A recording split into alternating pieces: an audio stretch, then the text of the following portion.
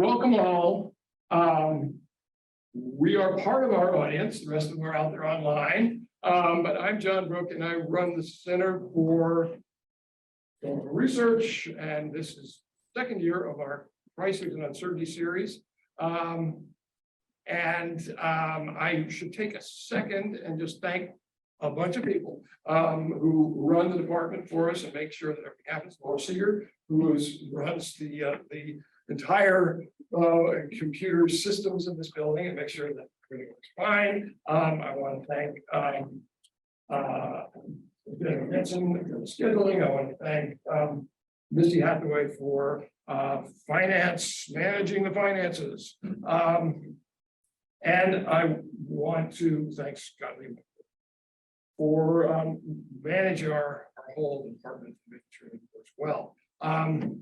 We've been talking about crisis for a year now, and I came to crisis as an undergrad a long time ago by reading Victor Turner. And I hope you all read Victor Turner. Cover to cover, all the books, but no. But Victor Turner was an anthropologist at Cornell, actually, just before I got there in '71. He had been there for 3 or 4 years, and the whole place was buzzing with Victor Turner and the forest of symbols. And the most important point I want to make is this.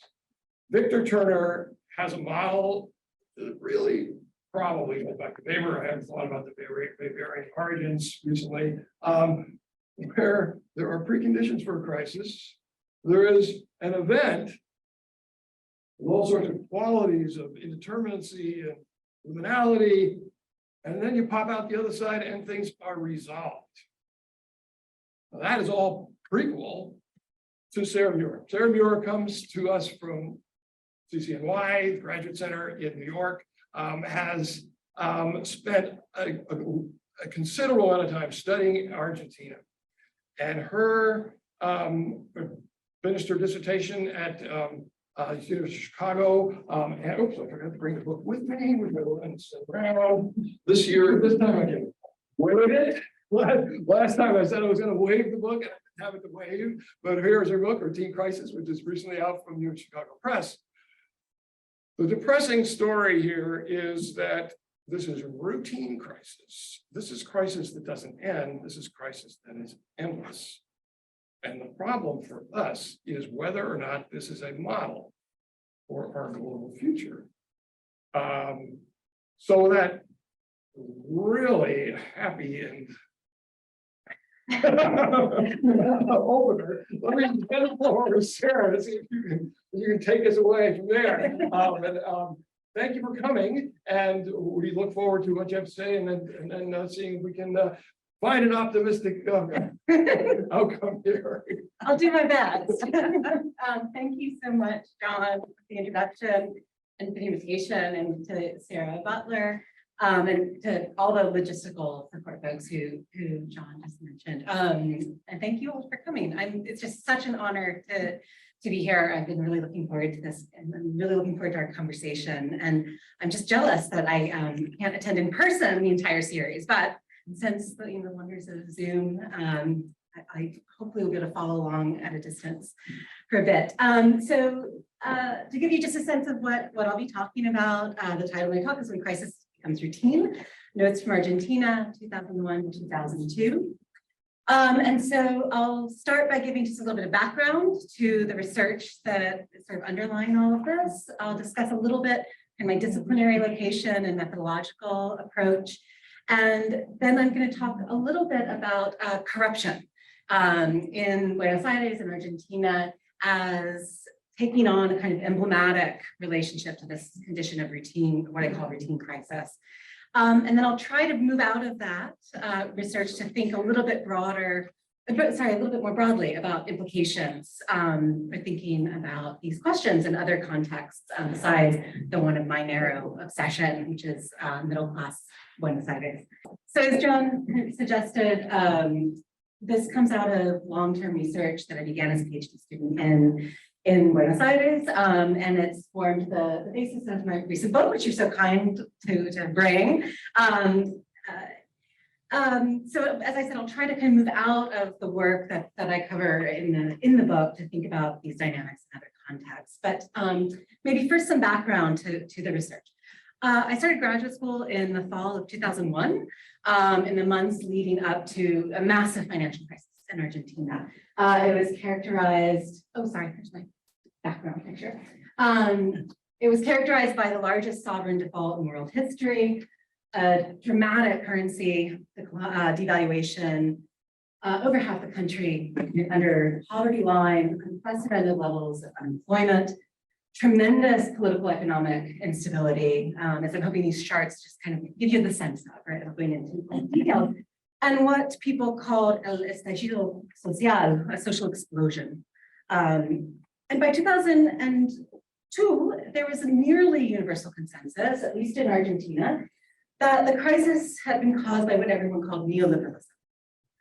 Indeed, the decade prior had seen a massive privatization of state industries, austerity policies, dramatic increases in the foreign debt, the dismantling of trade barriers, and all of the other characteristics that are so familiar to us as aspects of IMF and US encouraged or enforced structural adjustments. And that consensus went hand in glove with several remarkable developments that took place over the course of the crisis years themselves, 2001 and 2002. Those were years marked by material deprivation and deep uncertainty, but they were also a period when many found a lot of hope in the ways that people were, out of necessity, developing creative, innovative ways of helping one another survive in a moment when both state and market institutions had imploded. Grassroots barter networks sprung up, making it possible for people to secure everyday necessities in a near total absence of cash money. Neighbors created inter-class alliances that operated as experiments in direct democracy at a moment when the state had become incapable of fulfilling its very most fundamental and basic functions. Workers took over factories and other businesses that owners had declared not profitable or not profitable enough, and restarted them as cooperatively owned enterprises. And all of this was just tremendously exciting to many people in Argentina and beyond. The idea that in this crisis, in the midst of material impoverishment and institutional degradation, when the world seemed to be falling apart, that everyday people were reimagining and reinventing their society and trying to do so in more just ways. And a lot of this hope at the time revolved around what seemed to many to be a newly radicalized middle class. A middle class that suddenly was waking up due to the crisis, waking up to the fact that the system wasn't working for them either, and that they had more in common with their poor and working class compatriots and neighbors than they may have used to believe. Here's just a little bit of the kind of glimpse of some of the kind of stark material inequalities that many middle class people understood themselves to be waking up to through the crisis. When I started field work on the aftermath of the crisis among the Buenos Aires middle class, most of these radical initiatives I just mentioned had already vanished. There were still some worker cooperatives that were operating, they were holding out, and were just beginning years of legal battles to secure their rights with fairly uneven eventual results. But the barter networks had disintegrated, allegedly because of corruption, counterfeiting, shakedowns, and related accusations. Those interclass neighborhood alliances had also almost completely disappeared, again, allegedly because of corruption. Behind the scenes power grabs and shadowy ties to politicians that were agents of machine politics, right? And what I found, instead of this sense of kind of hope and imagination, was a deep sense of disillusion. Disillusion for sure in the neoliberal policies and structural adjustments that had caused the crisis to begin with, but also disillusion with these crisis era experiments, disillusion in the very idea of a social project, of a collective movement toward a better future. And most of the middle class people I spoke to looked back with dismay on both of those moments, the promises of the 1990s, neoliberalism, and the hopes of these crisis era experiments. And they turned their eyes further back in history as well, seeing most of 20th century Argentina in the words of their narratives, as one long story of crisis after crisis, of broken promises and dashed hopes. And you can get a sense of this kind of boom bust historical rhythm. that people would narrate with this chart here. And you can get a sense of what that amounted to long-term with this chart, which lays out Argentina's economic trajectory relative to the US, something that folks in middle-class Argentina do on a very regular basis in order to underscore just what a disappointment national history has been. That history, they would frequently remark, should have been one of modernizing progress, of ever-increasing economic prosperity, of perpetually deepening institutional and political stability. That history, this is the history that seemed to have been promised in the early 20th century. By contrast and against this narrative of failed historical promises, people found themselves exhausted and would routinely declare the country hopeless, doomed to crisis and failure. They would insist that the future for themselves, for individuals, for families, for the country at large, would be defined by foreclosed possibilities, which I found kind of nicely summed up with this bit of graffiti on this kind of Belle Epoque, beautiful building from the turn of the 20th century, right? It's this graffiti says, nada nuevo, nothing new. Their disillusion would often manifest as a fatalistic pessimism, the kind that would make people shake their heads as they looked back on and described for me their own participation in the neighborhood alliances, for example, as naive, silly, self-delusion. Instead of searching for new possibilities for a different, better future, many concluded that the best they could do was to interpret and diagnose over and over again what had happened, to critique the world and themselves and their place in it, and to understand crisis as said, as routine, as inevitable, as recurrent, as an essential feature of the Argentine nation. Now, a lot has been written about the years of the crisis itself, those acute years of 2001 and 2002, and especially about this enlivened sense of political possibility that it opened up. However, my concern is to linger a little bit more in these post-crisis years of disillusion and disappointment. Not, I would underscore, not in order to ratify this perspective of nothing new or exhaustion, but to avoid rushing through the disappointment too quickly and to ask what we might what we might miss if we only have our eyes open for evidence of hopeful alternative futures. To ask what we can learn from this disillusioned world by lingering for a little while in these sensibilities and asking how they came about and what they made possible or impossible.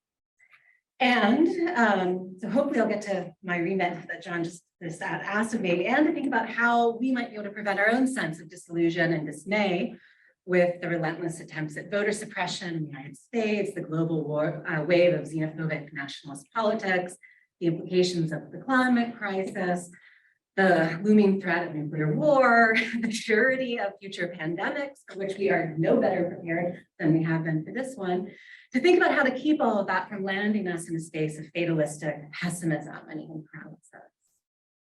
Okay, so that's kind of it in a nutshell. So just a word about my disciplinary location. I'm not trained as a historian, and so I'm especially honored to be included in this series. I'm an anthropologist, and I work at the intersection of historical, political, economic, and linguistic anthropology. And so methodologically, I'll just say a few words to kind of ground this. I lived in and conducted ethnographic fieldwork for several years in Buenos Aires between 2003 and 2007, and maybe continue to make trips for shorter visits since then. And my fieldwork has included formal and informal interviews with people from a wide variety of backgrounds, many of whom have contacted me to insist that I interview them after learning about my project from a friend or family member. During that core initial period of 2003 to 2007, I also carried out participant observation in my capacity as a volunteer at several civil society organizations where middle-class people would provide social services of various kinds to impoverished communities and neighborhoods. Other kinds of participant observation I carried out included attending neighborhood meetings, civic events, adult educational events like talks by public intellectuals, cooking classes, basically the kinds of things that middle-class folks in Buenos Aires found to be cheap or low-cost ways of improving themselves and expanding everyday lives. I also kind of very interested in getting a taste of what is a very cliched dimension of middle-class Buenos Aires, I attended weekly sessions with a Lacanian psychoanalyst. This is an experience that gave me a lot of insight into ways of speaking, listening, and interpreting that permeate everyday existence. And finally, I conducted extensive archival research of mass media artifacts, including works of popular history and social analysis, as well as a survey of the 3 major national newspapers, Clarín, La Nación, and Página 12, in order to chart changing patterns of popular discourse over from the 1990 to 2007 in that initial research. And I've tried to kind of keep that up since then. I've started adding social media artifacts to this, this survey in recent years. So that in a nutshell is kind of what I've done. And I'm happy to kind of talk in more detail, of course, about any of it. And I'll just add that kind of more theoretically, as a kind of methodological orientation, I draw on conceptual and theoretical frameworks developed largely in linguistic anthropology to trace how people in middle-class Buenos Aires talked and listened to one another about the crisis, and to track the consequences of what I call crisis talk. And by crisis talk, I mean everyday conversations among friends and family members, colleagues, neighbors, and so on, but also political oratory, newspaper editorials, or as we see in this slide, works of popular nonfiction. And these are books by public intellectuals. In the post-crisis years, it was this circulating discourse of crisis talk that really, I argue, distinguished the Buenos Aires movement. And my approach to all of this is rooted in a concern with narrative, and especially with the interplay between the stories we tell and the stories we live out. There are a number of ways of conceptualizing that interplay, and in general terms, I'd say they basically begin with 2 premises. One, that our experiences in the social world shape the world we narrate, right? The world we narrate, and that those narratives in turn help shape our engagements with the worlds we inhabit. In other words, I begin by understanding narrative not as a mere reflection or representation or distortion of material reality, but as a material practice in its own right, that we can use to trace the production of particular modes of historical consciousness and dispositions toward historical action. So briefly, a couple notes about this crisis talk. It was kind of an amalgam of many different genres, 2 of which are especially prominent and interesting: psychoanalytic theories and conspiracy theories. Both have a really long and robust history in Argentina, and especially in Buenos Aires. You may know that Buenos Aires has long had the highest per capita number of psychoanalysts in the world, many of them of a Lacanian bend. And psychoanalysis is just a regular part of middle-class life, a practice of self-reflection that stretches from adolescence to old age. These are just, there's a little neighborhood in Buenos Aires popularly called Freudville, because there's a ton of analysts there. And this is the kind of thing that you would just kind of see walking down the street, right?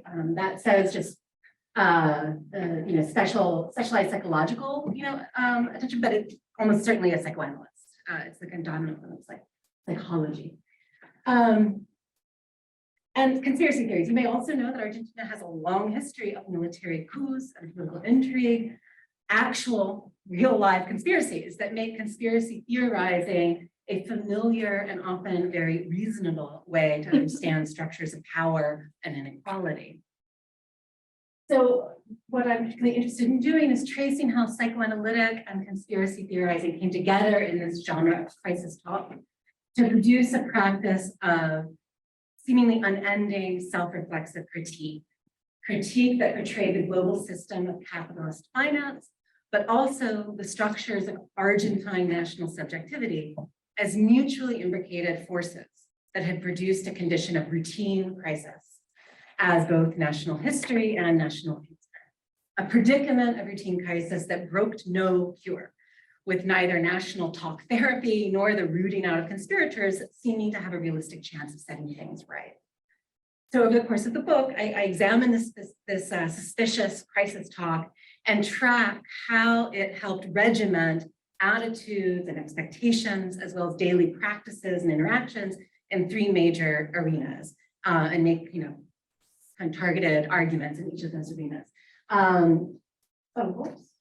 never mind, not yet, sorry. The first of those arenas is civil society, or tercer sector, as it's typically termed. So attempts to build solidarity between the middle class and the poor, attempts with which middle class people were regularly frustrated and disappointed. Everyday economic life is the second arena. Particularly interested in how middle class people dealt with monetary, but also non-monetary forms of economic value and the relationship between economic and non-economic value. And third, and this is what I'll talk in a little bit of detail about, with people's engagements with politics as a field, which was universally judged to be an essentially corrupt arena, but one whose corruption was intertwined with the alleged corruption of national character. So it's not just the politicians who are corrupt, but like we are all corrupt. A fundamental corruption that people describe as a key cause of the crisis, a form of what I call radical negativity that comes from within society, but that actually undermines and eats away at the social fabric. And so that's what I'll talk about in a little bit of detail here. Okay, so corruption. I should just clarify, I'm using this as a folk category, tracing how it gets used in this particular context.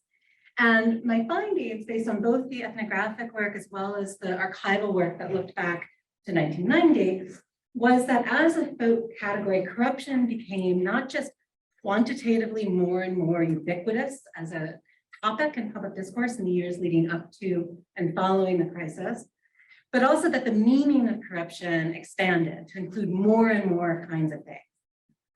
So things that might seem quite weird at first glance and not seem like they would fall under the term corruption at all.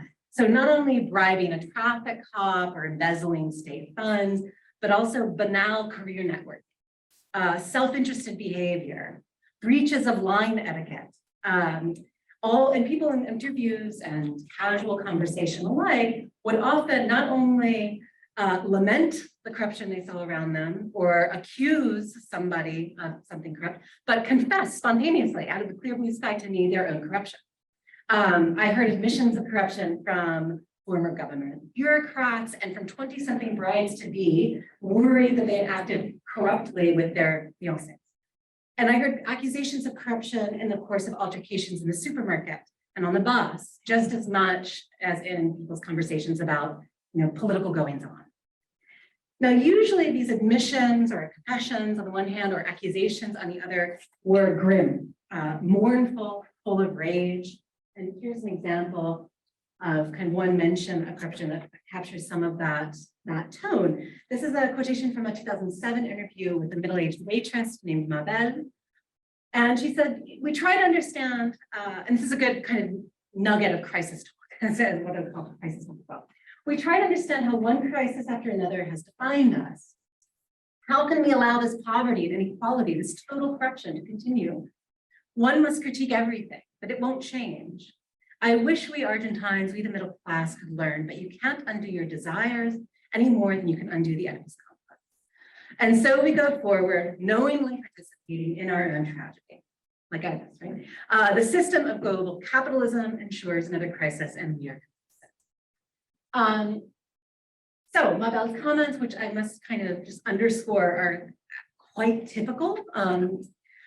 Make clear not only that corruption is operating as this kind of broad term, but also I hope make clear that crisis is not what it used to be, right? Crisis is not this singular moment like we would expect it coming out of Victor Turner.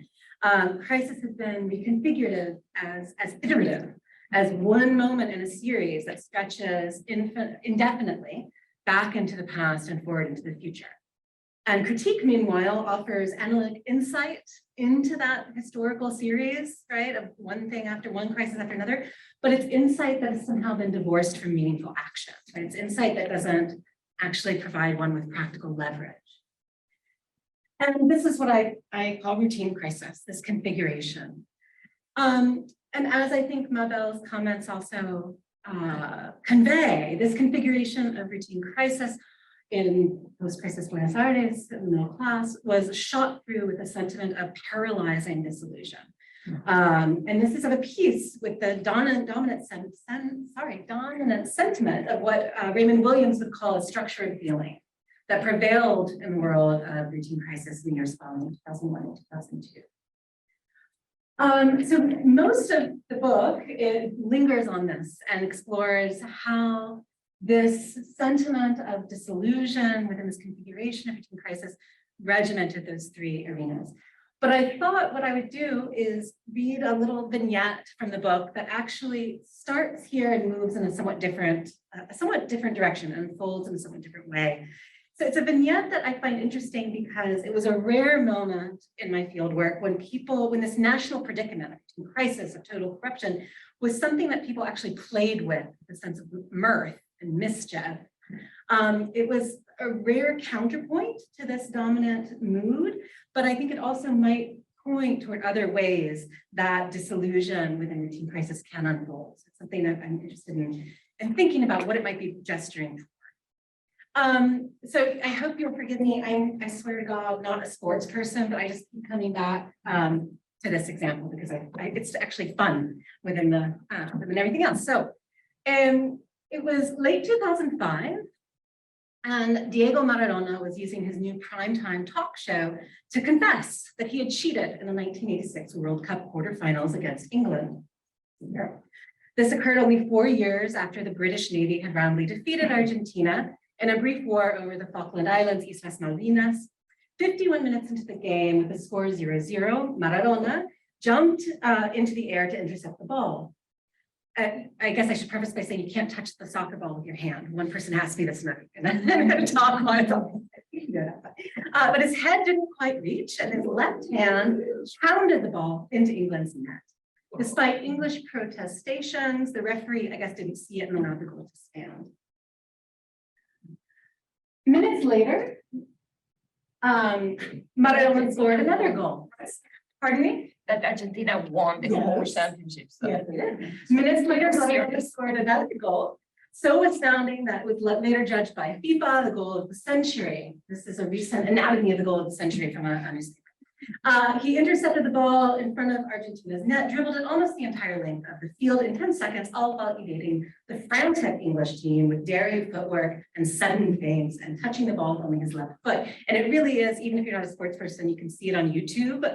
Just look up goal of the century and it's kind of amazing. And you want to listen to it with the famous announcers, broadcasters, announcing it over it because he's like, hysterically excited. It's fabulous. Which, yes, after the game, in the face of accusations that the first goal was a handball, Maradona defended its legitimacy, telling the press that he had made it, quote, a little bit with the head of Maradona and a little bit with the hand of God, hence it coming to be called the hand of God. Thus admitting the truth of the English allegations, declaring the goal the miraculous result of divine intervention, and rendering Maradona and God equivalent sorts of actors. These two goals, the hand of God and the goal of the century, eventually propelled Argentina toward winning the World Cup in 1986 and grounded Maradona's status as the embodiment of a nation, a boy born into a humble family who went on to achieve glory on the national stage, drawing as much on audacious deceit as on preternatural skill. There even sprang up a Church of Maradona, which aims, quote, to keep alive the passion and the magic with which our God played soccer, and to remember the miracles he performed on the field. It even features creeds modeled on Catholic liturgy. Our Diego, who art on earth, blessed be thy left hand. The hand of God. It was thus with great fanfare that Maradona began his new talk show in 2005. Returning to the national stage, having recently lost 120 kilos, undergone gastric bypass surgery, and recovered from a debilitating cocaine addiction. For weeks leading up to the premiere, advertisements on TV retold Maradona's life from his birth, quote, a chosen one came to earth, to his first childhood soccer team, his feats seemed like miracles, culminating with the hand of God goal, the footage of which, I couldn't find pictures, the footage of which had been digitally enhanced so that the viewer saw a pair of cartoonish angel wings lifting Maradona so that his head, he hit the ball with his head.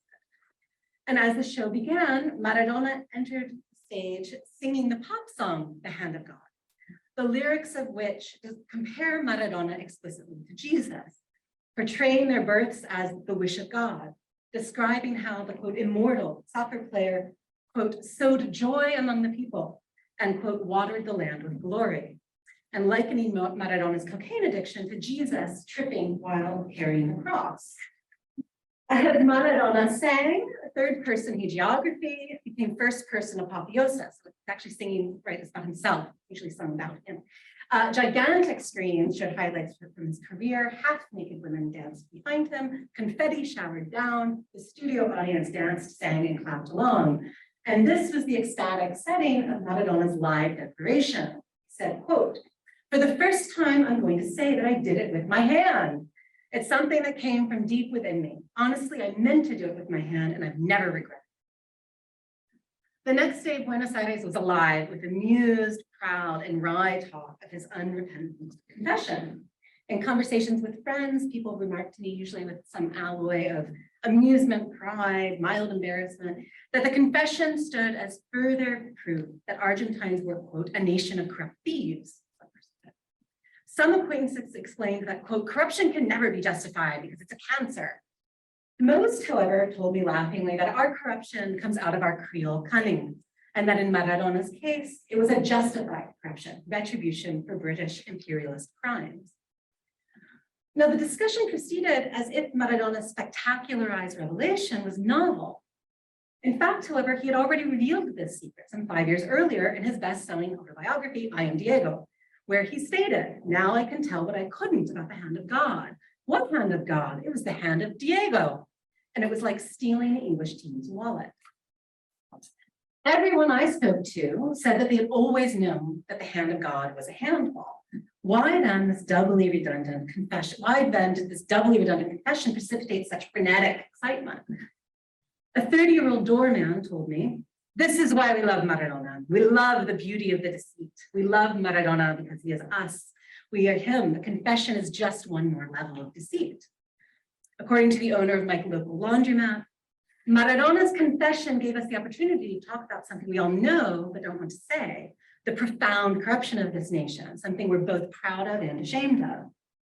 A young banker told me, "We love to have an opportunity to talk about our flaws, but also about the history that denied us a just position in the world. Maradona brings all that together and allows us to have hope for a just position, a glorious position." Or as a middle-aged cleaning woman put it to me, "Maradona permits us to argue that our corruption is a divine corruption, even though we know that's not the case. With him, we pretend our corruption is that of a god, even though it's really that of a pathetic nation." So I take these reflections to be somewhat apt. Maradona's staged revelation allowed people an opportunity to discuss issues of corruption and lawlessness that they considered endemic, but in a decidedly different tone than the usual one. Maradona's so-called corruption of the game was understandable as both justified, given Argentina's history with Great Britain, and successful, given that Maradona helped propel Argentina to victory in the World Cup. His, quote, theft thus stood as a clear-sighted act of daring that watered the land with glory, as the saying would have it, and recapitulated an often asserted Argentine exceptionalism. As a young architect remarked to me, people enjoyed the revelation, quote, because he is an Argentine god, because we are that way, an audacious but hardworking nation, deceitful but sincere. Thus, Maradona's televised revelation offered a rare moment in post-crisis Buenos Aires when the national stereotype of deceitful cunning and corruption could be celebrated rather than lamented. An uncommon instance of carnivalesque reversal that actually served the nation. Here, it was as if corruption were a form of what Bataille called the left-hand sacred, in which a doubled transgression, Maradona's theft from the thieving Brits, did not return the world to the status quo ante, but unleashed a potentially glorious but supremely risky form of social energy, capable of unraveling, but also of elevating the bonds of national belonging into the realm of sovereignty. If after the crisis, acts of egoistic instrumentalism routinely received harsh condemnation, Maradona offered an exceptional experience in which charming and spectacular forms of corruption could redound upon and be celebrated by the nation as a whole. Okay, so at this point, I imagine you've had enough of like my obsession with Buenos Aires during the period of my kind of core period of my initial fieldwork. So I want to think a little bit about what some of this might tell us about these broader sets of dynamics, other moments in time, other sociocultural locations. Quote, crisis is becoming the new normal. That's what the president of the Rockefeller Foundation declared in 2015. Responding to a world in which catastrophes of all sorts, economic, ecological, terrorist, and so on, are becoming ever more frequent, she argued that we must, quote, build greater resilience. Only in this way, she argued, will we be able to withstand the systemic shocks that are inevitably to come. Now, my aim is not so much to dispute that assessment as to interrogate its conditions of possibility, to ask what it blinds us to, and to underscore the constraints that it might put on the horizons of the imaginable. Sorry, I reordered this after I printed it. Okay. My insistence on dwelling on the disillusion of post-crisis Buenos Aires middle class offers some insight first, I think, into the dramatic political polarization that has characterized Argentina in the years following that initial period. So 2007 to today. During the 2003 to 2007 period that was at issue in my book, the crisis served as a collective touchstone that allowed a broad swath of society to reach a consensus about its significance. However, in the years thereafter, a stark contrast emerged between the avowedly progressive political project of Cristina Fernández de Kirchner and her allies on the one hand, and on the other, a newly consolidated oppositional bloc, frequently stylized as the middle class, that denounced her project as a web of populist lies and wishful thinking. This ongoing conflict, popularly called la grieta, or the crevasse, the cleavage, has regularly produced dramatic moments of confrontation, street protests, accusations of coups and conspiracies, nationwide strikes, and so on. Now, within Argentina, it's commonplace to see this political rift as the inevitable outcome of a long-term tradition of middle-class antagonism towards Peronism. However, I want to suggest that by looking more closely at this period of 2003 to 2007 and at the historical, ethical, and social sensibilities of the post-crisis Buenos Aires middle class, it's possible to see La Grieta not as the inevitable outcome of middle-class anti-Peronism, but as the product of those sensibilities. The broadly felt sense of disillusion, suspicion, and exhausted possibilities that marked those years made it difficult for many in the middle class to envision not merely how, but even whether a legitimate national project was possible, especially one driven by a state that they held to be so thoroughly discredited. Within the world of routine crisis, with its set of characters, its plausible plot lines, its imaginable time temporalities, horizons of possibility, regimes of value, such a project was inconceivable, even absurd. More broadly, another upshot of this, of all of this, concerns the question of what counts as an event and for whom, and the related question of periodization. And what I want to suggest is that these are very live questions and ones with deeply felt social and political stakes, not only for historians and other scholars, but for social actors of all kinds. People are continually trying to figure out when they are, in what kind of historical moment are they living. And the way people answer that question has material bearing on how people act, on what seems advisable, possible, desirable, or imaginable, or not, right? And so I'd like to suggest that attending to when and why people act as they do requires attending to the narratives they tell themselves about the worlds that they're inhabiting. Another closely related point concerns the general exhaustion of modern conceptions of crisis, critique, and historical time. Many of us, I think, are accustomed to thinking that crises offer up opportunities for definitive inflection points, that they get resolved, right? That there are moments that open up spaces for critique and radical transformation. As Koselleck argues, that's a model that has taken shape since the English Revolution and that has informed the frameworks and assumptions undergirding social theory broadly speaking. And that dynamic does seem to have characterized important historical junctures. Perhaps it may still, but it's certainly not universal. And in some contexts, as in middle-class Argentina, it seems to have exhausted itself as crisis has become paradoxically routine.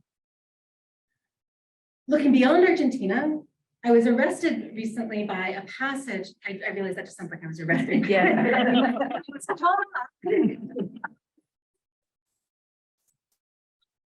By a passage I read in a speculative fiction novel, some of you may know it, Kim Stanley Robinson's Ministry for the Future, which was published in 2020, which I wished I had read before writing this book. I highly recommend it for people interested in this series. It's called Ministry for the Future. The novel is about the global climate catastrophe, and it sketches a truly horrifying picture of our near-term future. At the same time, the author uses the arc of the book to explore a relentlessly and ruthlessly pragmatic imagination of how we might respond to those horrors. An imagination that is definitively not utopia, but that does envision the possibility of a future that is meaningfully future, that is not nothing new, and is not resigned to crisis as the new normal. As the narrator lays out midway through the book, this is page 124 in the edition I was reading, if things feel like this or that, these feelings too are linked to periodization because our feelings are not just biological, but also social and cultural and therefore historical. And he actually goes on to quote Raymond Williams, the idea of structure of form. He says, the author says, say the order of your time feels unjust and unsustainable and yet massively entrenched, but also falling apart for your eyes. The obvious contradictions in this list might yet still describe the feeling of your time quite accurately, if we're not mistaken. Or put it this way, it feels that way to us. But a little contemplation of history will reveal that this feeling too will not last for long. Now, what I've tried to bold here in the middle, I think describes really nicely the configuration of routine crisis that defined the Buenos Aires middle class. And that, I would suggest, also defines the worlds that many of us live in today. Worlds in which things are obviously unsustainable and falling apart, and yet simultaneously deeply entrenched. And which, in the novel at least, did not stretch on infinitely into the future, but gave way in fits and starts to new imaginative horizons that continued to be marked by disillusion, but a disillusion that spurred action and experimentation rather than resignation. And here, if I may be indulged, I'd like to go back to the example I gave of Maradona and his duplicity, his cunning, and his skill, that cluster of traits Argentines have long described as la viveza criolla, Creole cunning. The example of Maradona's televised ecstatic layering of deceit upon deceit upon deceit, not to mention the feints on the soccer field for which he was so well known, demonstrate, I think, that disillusion can perhaps unfold in many ways. That the sentiment of disillusion that accompanies routine crisis need not result in grim resignation or woeful paralysis. The disillusion of routine crisis might also, for us, catalyze a sense of play, of delight in cunning maneuvers within a world that one understands to be inherently not what it should be, not what it has been promised, of moments of joy and liveliness as one learns to live and even thrive in an unjust world. Such an unfolding of disillusion does not promise redemption or the making whole of that which has been broken. It does not anticipate a historical arc that bends toward justice, even in a long-term or attenuated fashion. But it does hold open the possibility of life, of joyous life even, when one finds a way of stealing back a bit of stolen valor, or of hacking together a temporary and only partial solution to an impossible problem. In other words, while the world of routine crisis was for middle-class people in Buenos Aires, marked by a resoundingly melancholic, self-reflexive pessimism, perhaps routine crisis need not consign us to such a stance. Other structures of feeling may be possible within routine crisis, at least some of the time. Now, my book is an ethnography of a social world where, for the most part, people were really not approaching the world in a pragmatic fashion that allowed them to imagine ways, however small, of flourishing. Indeed, for the most part, they found themselves unable to do that. They frequently found themselves adhering to norms and ideals and dreams that they believed to be both outmoded and unattainable, and yet impossible to jettison.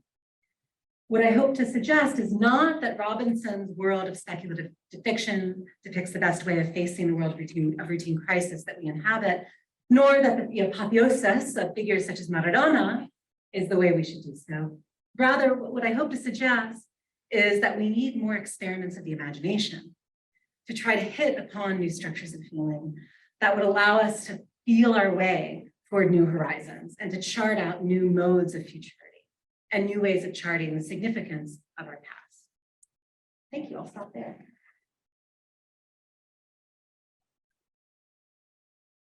Well, let us open things up and let us ask those who are not with us, but are with us in virtuality to join us if they so wish to. Open the floor to questions. Sarah? So first of all, I have to say, I really enjoyed that. I'm now going to have to go check out the Handybrod on YouTube. So what you're talking about here with Argentina, unfortunately to me, is way too relevant to the world that we're living in today. And I'm also wondering though, like I see it in particular as a real generational thing. For example, and I'm speaking here perhaps as a mom and a teacher who spends a lot of time with younger folks. One of the biggest battles we have in our home is about recycling. And my kids keep saying, what's the point? We've already destroyed the world. No, it seems to me that there is, which by the way, you can imagine where we go with that. But it does seem like there's a younger generation that actually has not bothered to think about the future, because what is the point? They've been given a very disillusioned narrative. And, you know, I'm spending most of my life sort of blaming the media for this and thinking that, you know, we have screwed up with rhetoric or something somehow. And it's bringing me back to Argentina because the rhetoric of corruption, and it seems like there's a real futility. There's no, I don't know, how do you fix that? I like this idea that we have to figure out how to restructure our emotional language, or I don't know. What is the solution? Have you got that?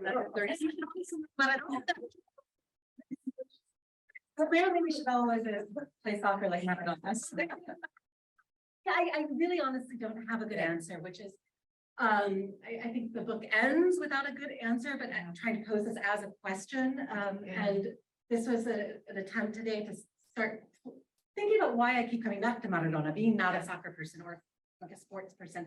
And I do keep coming back to, I do keep coming back to, as you're saying, that there's something really important about narrative framing here that we really need to play with and experiment with in order to find new kind of imaginable plot lines. Because I do think the plot lines we've been given, kinds of ways that at least, you know, my generation, at least I grew up thinking about what historical arcs looked like and what they could look like, they don't work anymore. And I think when they don't work anymore, it is easy to end up in this kind of paralyzed space of disillusion, and that I'm trying to play my way out of, or kind of explore my way out of, but I don't have an actual answer. I recently was, I think maybe another reason I keep coming back to Maradona is he's someone who quite clearly brings joy, right, to Argentines at least, if not to English. And I was recently working on an interdisciplinary project on debt as a kind of global regime. And it was my co-director on this project is an artist. And she, and what we found in this project was that there was a lot of room being explored within the arts for finding joyful experimentation that was also, that was opening up political possibilities, however small, that did not appear within the kind of academic frameworks that I was bringing to the situation. So I guess that's another reason when I'm increasingly looking to folks who, in whatever way, are exploring these questions artistically and imaginatively. Well, sorry, the soccer player, he is I mean, the way it's being presented, he is a victim who has become a hero in some respects, right? Simply because you pointed out the thieving Brits So it's okay to steal from them because they're already terrible human beings. So his theft is not actually a theft, and he manages to push everyone forward. I mean, I can't help but think there's something about the victimization. I'm a victim or a hero, or can I be both? I don't know where to go with that. Yeah. Well, I mean, I think, you know, Maradona becomes a symbol of like anti-imperialism right there. And insofar as we want to understand kind of global system of entrenched inequalities that we live in as a neo-imperialist one, I think there's, a lot to explore there. Yeah, for sure. Yeah. I think that the example of Maradona is really nice, except that there is validation for his extraordinary skills. So that particular, you know, the hand of God is a good example in terms of politics, but that we recognize he's definitely not a victim. He's the hero because he was an extraordinary soccer player with those few things, right? But I following on this parallel of soccer as the reflection of the manipulation or the understanding of those feelings of what corruption is, what that reflects in the country. I would think that the 1978 World Championship that happened in Argentina during the deadliest regime, right, military regime in the country, that is quite reflective of what corruption really is, right? So when you refer to the importance that feelings had in how we accept corruption, support it, interpret it, right? That is the moment in which all of that was happening, how the feelings of an entire country were shifted from the devastation that the country was suffering then to this feeling of euphoria because the World Championship was happening, you know, in Argentina with one of the big stadiums in Buenos Aires, right, where people were disappearing and being killed exactly at that time. So I think that your point of focusing on feelings, how that is reflective and can support corruption is quite important. And I like that you are referring to this comic side, the humor that Argentinians have that is just extraordinary on practically everything. They make fun of themselves with such a quickness. I mean, it's truly so impressive, and that is how they float through these things, right, that are inconceivable. Yeah, and so I mean, I'm really glad you're bringing up the last military dictatorship. So something I'm sure you know, but just to sort of add the additional kind of context for those who are less familiar with the Argentine context. When I said that kind of post-crisis, basically everybody, almost without exception, was like, okay, neoliberalism did this, right? Like that was there was a true national consensus about this in the years immediately following the crisis. But they did, and I simplified here by saying that they looked back to the 1990s. People also routinely look back, and this was less universal, but many people also routinely look back to the last military dictatorship and argued for seeing continuity between the dictatorship and the financial structural adjustments of the 1990s, and saw them as two parts of a single neoliberal mode of neo-imperialist, US dominant economic neo-imperialism, right?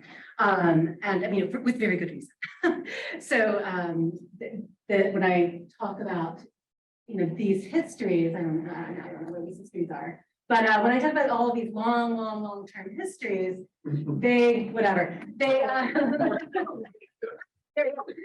these two histories, these charts are handy because they emphasize this kind of economic rhythm to the history, but that economic rhythm is always a political economic rhythm as well, right? And these economic booms and busts go hand in hand with dramatic, often violent regime change in addition, which can't be left out of the story at all. Yeah. So thank you very much. It was a very interesting talk. I have two questions, but they go in different directions. One is in terms of historicizing structures of feeling, because Williams gives us a great idea, right? But it's kind of nebulous. So I'm looking back on something like the narratives that come out of Sebastián Carasai's book, The Silent Majority, right, about the middle class, which is so fascinating, right? But it seems to me, and it's been a while since I've looked at it, but structures of feeling, if you want to read against the grain, that's not something that he looks at. But if you read his, the way that he uses oral interviews, right, to come up with what was the middle class doing at this time. That, it seems to me, is a structure of feeling that's quite different. Of course, it's in reflection, right? It's in the 2000s that people are reflecting back on the 1970s. But I'm wondering, can we, is this a way that we can mark this shift in structures of feeling? Historicizing it, which I think is an extremely necessary but difficult thing to do. And then my second question, going in a different direction, is the definition of the middle class, and how not only like what economists might say or historians might say, right, but how we narrate who's in the middle class. And when does this notion in the Argentine context of viveza criolla, right, that criollo CUNY, how does it get pegged to the middle class, right? Because viveza criolla, it goes back way into discourses into the 19th century, right? So when does that become a way in which the middle class, who's often like look down at somebody like Maradona and say, you're not middle class, you're pueblo. When does it get pegged to how the middle class narrates itself? People understand themselves as middle class, and how does that relate to all of those economic cycles?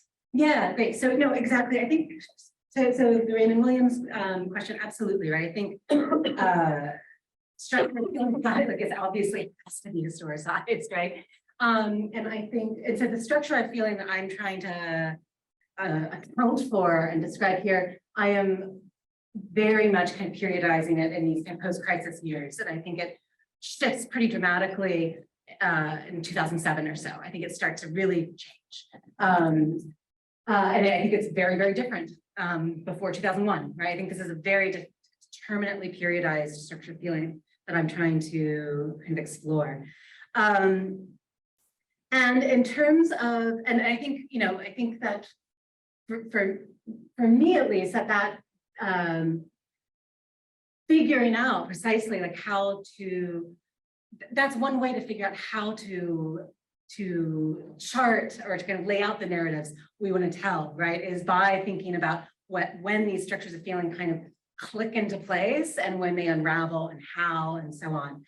The question about the middle class, so thank you, I'm really glad you asked that. So middle class, I am using it, is very much not as a demographic category, but as a local category that defines an urban public, right, of folks entering into this discourse, right, responding to these conversations in various ways, both kind of public and not so public.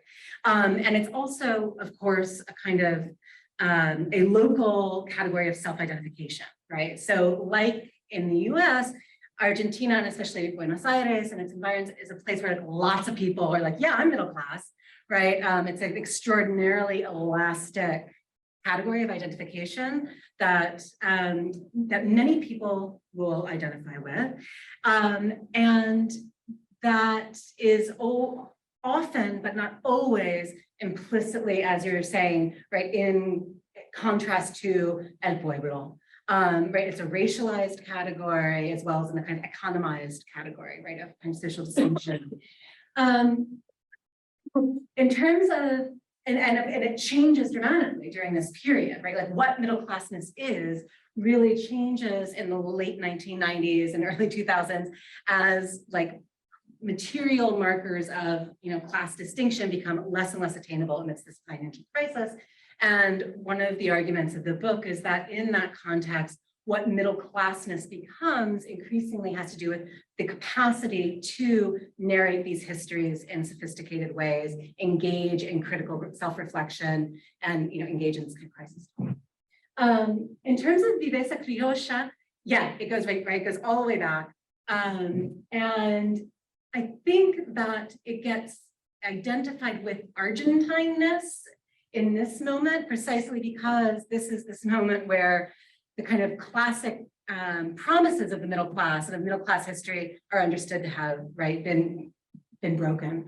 And so it's at that moment that this is the moment where you'll hear lots of people saying like, we woke up and realized we're more like Bolivia than France.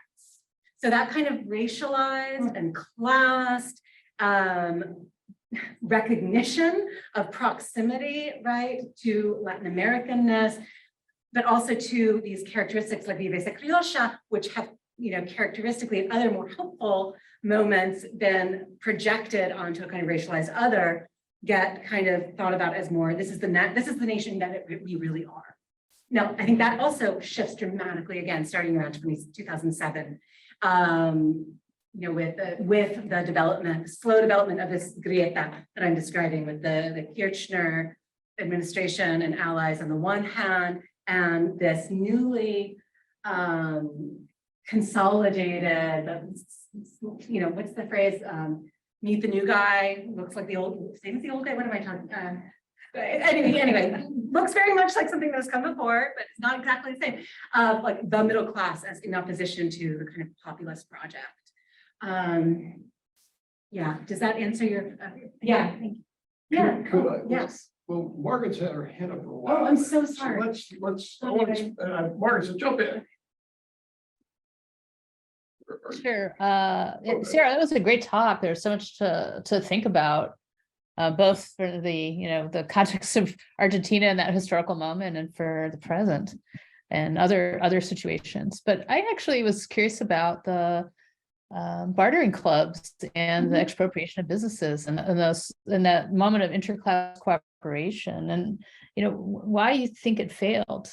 Because it seemed like an original and new idea in some ways. So where it's breaking out of this kind of stagnation, naive or doomed to fail, or were there, what's your analysis of that situation? And then just as a joke, I thought that analysis is the perfect metaphor for all this, because, in Freudian analysis, the analysis never ends. You just keep talking, so. Exactly. No, I think that that's not an accident, right? The idea that analysis doesn't cure you, but just makes you slightly less miserable, right, is the kind of Freudian quip. And I think, there's a kind of an elective affinity, there's paper, an elective affinity there, right? So I can't give you my own real definitive analysis of why the barter clubs failed, of why some of why the neighborhood alliances failed, because I wasn't actually doing my research then. And so I don't have field work on those things really.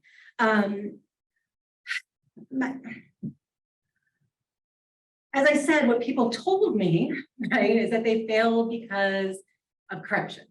Now, I'm skeptical of that in many ways. I think that's, not a kind of convincing or a robust explanation of what happened. But my guess is that to the extent that it's pointing to something, one thing it might be pointing to, and this is just me hazarding a guess, because this is really not something I can, vouch for with any real degree of certainty, but is that it might be pointing to the fact that both things, the barter clubs and those neighborhood alliances, were explicitly set up as radically non-institutionalized. This was a moment of, for understandable reasons, real suspicion of the kind of institutions and the mediating and distorting capacity of institutions. And I think in part because of that, these things were set up as really to operate in really non-institutionalized ways. And I don't know, maybe there's a Bavarian bone in my body, but I think so non-institutionalized that like long-term sustainability was not necessarily baked into them. They were, they were responses to a kind of urgent set of needs. And once those urgent needs became less urgent, less dire, a little more manageable, things kind of slowly fell back into kind of other routines, other modes, right? Of once you start to have a little bit more money, right? A little bit of money, any money, right? Any cash, right? You start going to the store again a little bit. Once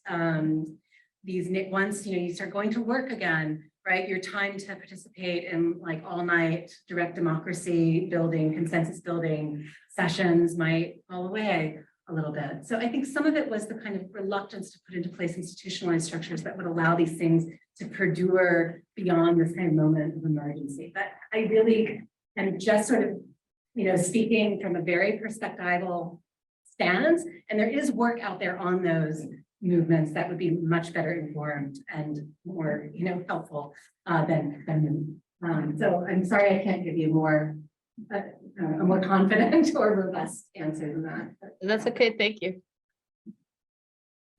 Thank you.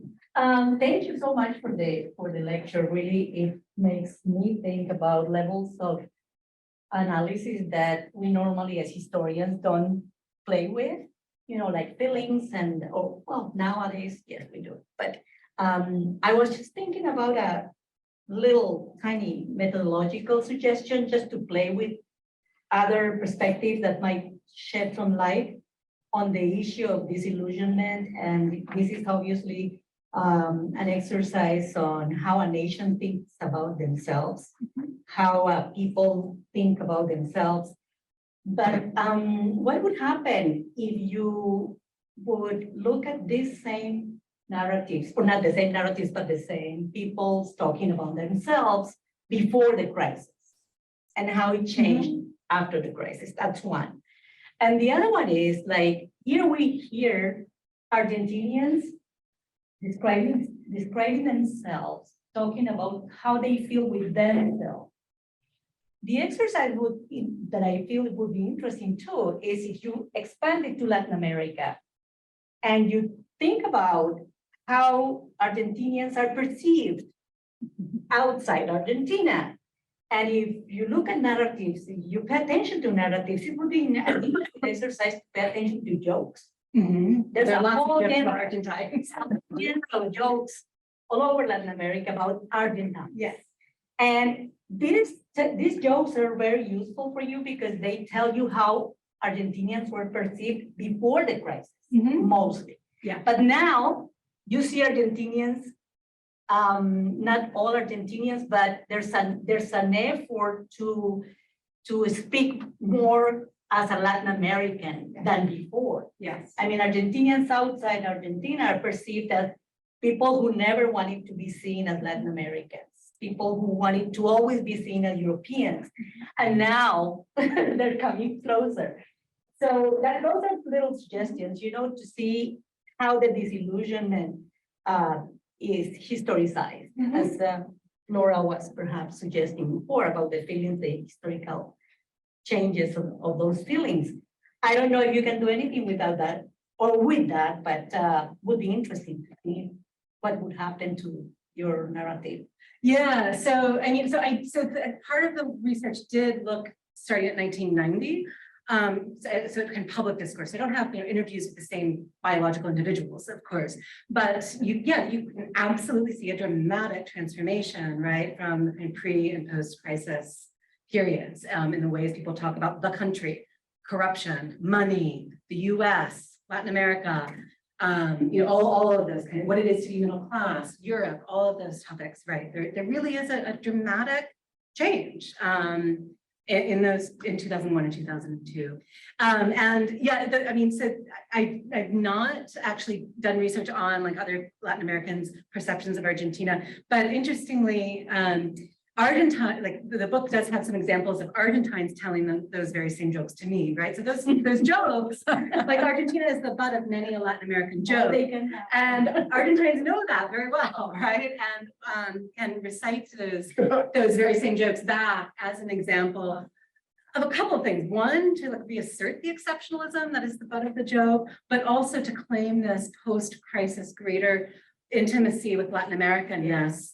At least a certain contingent, right, of a kind of porteño public moves in that direction and another contingent, Yeah. really And that doesn't. should be said porteño. Yes, Right, and that's the right. other thing, right? I mean, I tried to make clear that my research is very much on Buenos Aires. It is not about what it is to have experienced the crisis in Salta or, in Jujuy or Patagonia or anything. This is a porteño story, very much. That's a story about how porteños continue to make everything about Buenos Aires, even when it's like clearly not. Yeah. Yeah, and just a last note on disillusionment. Yeah. That I would say probably is a legacy of colonialism. Yes. Yeah. And post-colonialism Yeah. as well. Because, all over Latin America, and I would imagine Africa too, and maybe other countries, there's always this feeling that nothing works. Nothing works because we're always in the hands of the same powers, right? Yeah.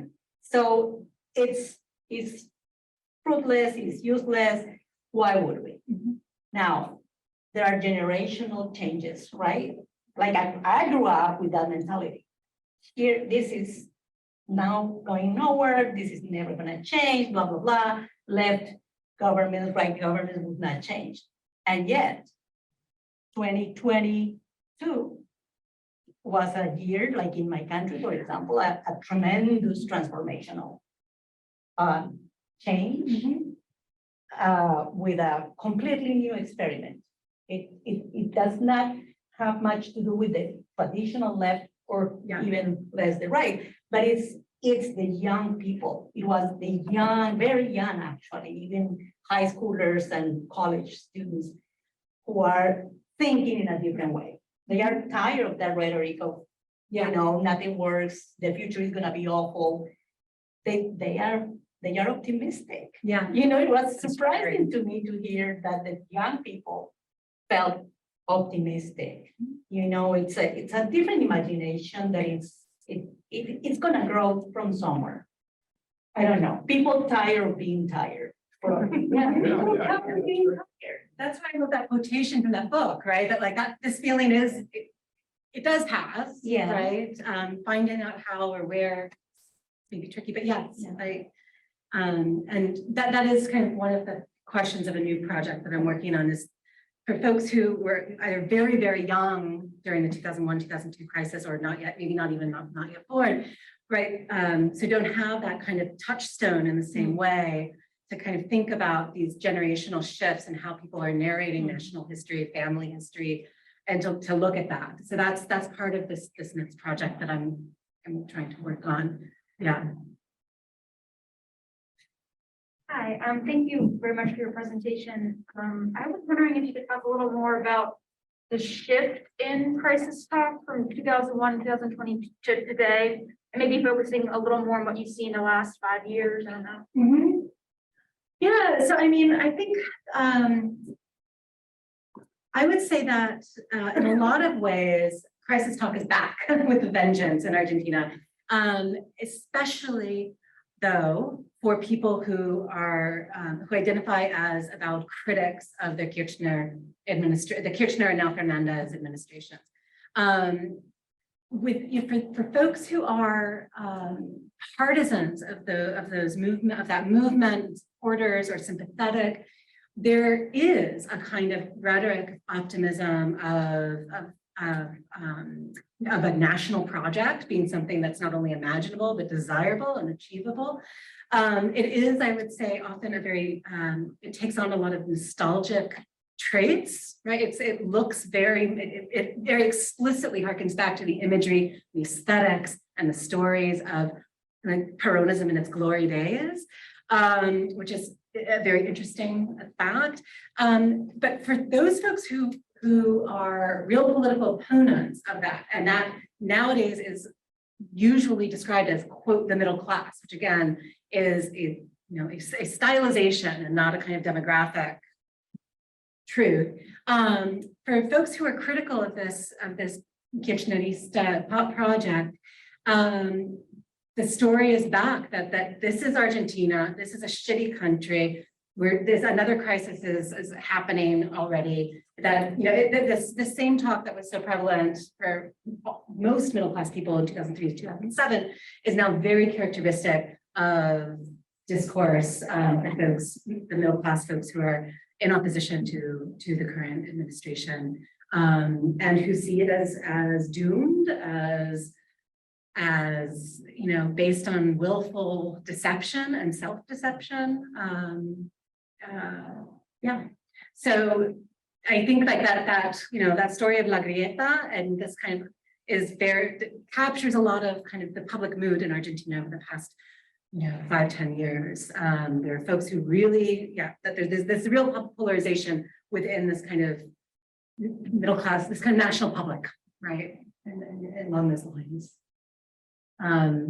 There's also, I mean, there's a term that I saw for the first time maybe 6 years ago or so, I can't quite remember, of ciclo crisis, like the idea that like crisis is just like cycling and back and back and back and back and back, right? As this kind of almost a kind of like being in the world, right? Does that answer your question at all? Yeah, and in terms of the archival work you're doing, like, have there been any big shifts in what you've seen in terms of mass media? Yeah, I mean, I think that would capture what I just said would capture a lot of that. It's kind of, I think for a lot of people today, it's one of the reasons I find looking at this period 2003 to 2007 interesting is that for a lot of people today, it's almost impossible to imagine that there was a moment when there was consensus. And there like, and there really was, like, I swear to God, it's in my field now. It's like, that's possible, kind of like in the US today, like the politics feels, national politics, especially, so incredibly polarized that it's hard to remember that there was a time in the not too distant past when, for better or worse, there was comity, right, between the parties or something, right, when, you know, there were routine kind of, you know, votes across party lines or something. So it's interesting how that kind of is, you know, is forgotten. And the other thing I guess I would say, and this is maybe not something that's, well, I think this is a feature that was very common in the years leading up to the crisis and during the crisis, and less so in the post-crisis period.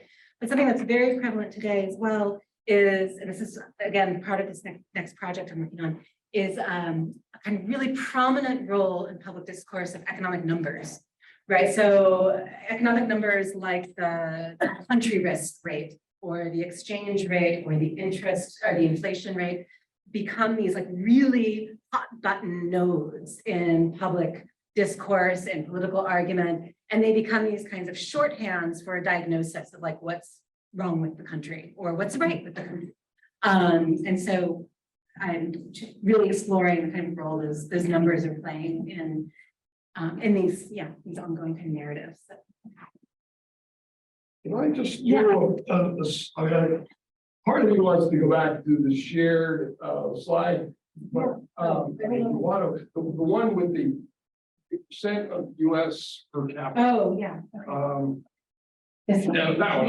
Yeah. So actually they hit that level.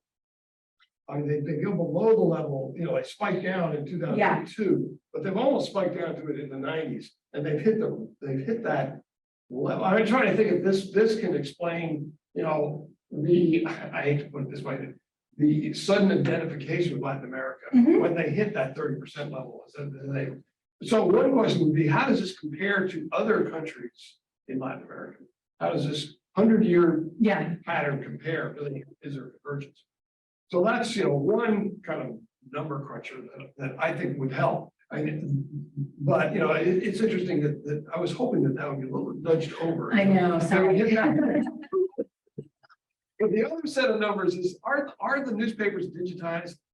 Some. And not all. How well? Not all, but you know, whatever. You know, but how far back? So the archival stuff the kind of looking back I did when I was living there in 2003, 2007 was all on paper. I went to the National Library. Is there any progress? That I don't know. I have not gone back again to look at because I'm going to make a pitch to everyone. Word counts. Arduous word counts in digitized sources are amazing. Yeah, you can see incredible stuff and shifts in discourse. Months. And so if you can do word counts, you know, how is crisis treated over time? You know, how is crisis treated in Chile? How is crisis, you know, how do some basic words appear in publications over time? It is incredibly illuminating. And you'll, I mean, obviously see an enormous spike in the first, but you'll probably see other spikes. I look at that World War II crash, and I see grown, but you know, what was the discourse then? Yeah, no, so the looking at these things, I wasn't able to do the kind of quantitative word count that would be possible if they're now digitized. But even, but you know, I tried to do this, you know, systematically as possible, and yet it just becomes, absolutely hit you over the head, obvious that these, that these words are coming and going, and not only that, but their meaning is just changing radically. You know, not only corruption or crisis, but also like solidarity, which is another kind of theme of the book. It totally transforms its meaning. Well, the deal is that once you get, once you identify the spots where something's going crazy here, then you can drill in. Yeah. Sorry, that's just, I'm just so enthusiastic about that because it really works. Yeah, and well, and it's what I'm hoping to do as part of this new project is, because now of course everything's, digital. So those kinds of things become much more possible. Yeah, exactly. Yeah, and in terms, so I don't have charts, I'm sorry, of other countries' history like this, but my sense is for, there would be, real differences, right, between, I don't know, Bolivia, Chile, Mexico, whatever. But one of the differences, one of the things that sets the Argentine story apart, this version of the Argentine story, is that it starts out so high. Yeah. That's and that's part of. That's when they're Europe. That's Exactly. New immigrants. Yeah. Now, certainly they become Latin America, and they're not happy with America until they joke about it. Exactly. So the high point, right, is this kind of, the point of, building, things like this, like, this is the widest avenue in the world. You will be told every 5 minutes. So that kind of early 20th century, biggest, widest, tallest, right, is part of what is, the fact that that narrative was there is like crucial to the rest, right? The other question I have is, and I hate to be rude about this, but small countries, we live in this ridiculously large country, and we have really, those of us who don't travel as much as should or haven't traveled in a long time, forget how enormous this place is and how many different publics there are. And you're describing a world in which Buenos Aires middle class is a coherent public with a discourse that works internally and may be the nation.